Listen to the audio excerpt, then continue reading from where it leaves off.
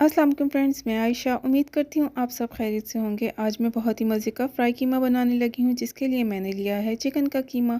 आप चाहें तो बीफ या मटन भी ले सकते हैं। सबसे पहले आप प्याज ले लें और उनको कट कर लें। कट करने के बाद ऑयल गर्म करके इसके अंदर प्याज ऐड कर दें। थोड़े से प्याज फ्राई हो जाएँ तो इसके बाद हम इसके अंदर डाल देंगे जिंजर गार्लिक का पेस्ट। जिंजर गार्लिक के पेस्ट को भी साथ में हम फ्राई करने के बाद इसके अंदर ऐड कर लेंगे कीमा और कीमे को इतनी अच्छी तरह भूनेंगे ताकि इसकी स्मेल जो अंदर होती है वो अच्छी तरह से ख़त्म हो जाए। याद रहे कीमे को हमने हाई फ्लेम पर ही फ्राई करना है, लो फ्लेम पर हमने काम नहीं करना ताकि हमारा कीमा अच्छे से फ्राई हो। तो जितनी देर में हमारा कीमा अच्छी तरह फ्राई होता है उतनी देर में मैं निकाल लेती हूँ मसाले।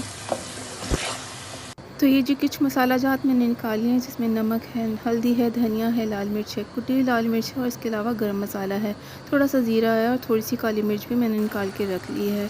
जैसे ही मेरा कीमा अच्छी तरह से फ्राई हो जाता है तो मैं इसके अंदर ऐड कर लूँगी मसाले।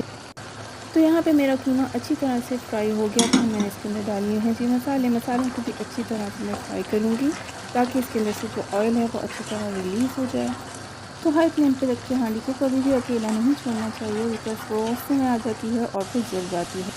साथ साथ निकाल लें जी यहाँ पे टमाटर और हरी मिर्चें, उनको भी कट करके अपने पास रख लें। जैसे ही कीमा फ्राई होगा इसके अंदर हम ये टमाटर और हरी मिर्चों को ऐड कर देंगे। टमाटर और हरी मिर्च ऐड करने के बाद भी इसको इतना कुक करना है जितने में कीमे के साथ अच्छी तरह से मिक्स हो जाए।